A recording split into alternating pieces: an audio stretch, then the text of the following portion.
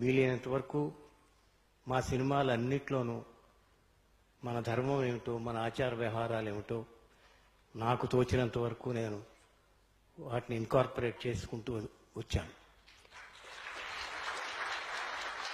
నాకు తెలిసిన ధర్మం, నాకు తెలిసిన ఆచారం మాతృదేవో భవ, పితృదేవో భవ, ఆచార్య దేవో భవ, అతిథి దేవో భవ అనేటువంటి మాటలు నాకు తెలుసు అంతే.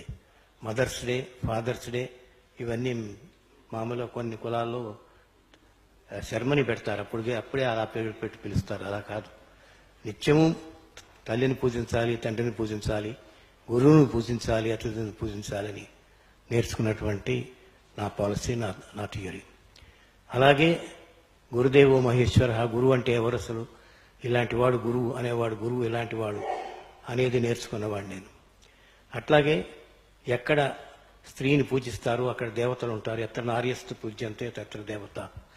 ఇవన్నీ నేను నేర్చుకున్నవి ఈ సెమినార్ల వల్ల, వాటి వల్ల నేను నేర్చుకోలేదు. తాతలు అమ్మమ్మలు వాళ్ళ దగ్గర నేర్చుకున్నటువంటి ఒక యుగానికి సంబంధించిన మనిషిని నేను.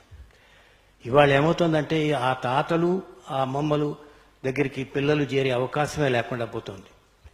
మనం చేయవలసిన ముఖ్యమైన పని ఏమిటంటే వాళ్ళిద్దరి మధ్యన మళ్ళీ సంబంధాన్ని పెంచడానికి ఏదైనా ఏర్పాటు ఉందేమో చూడండి.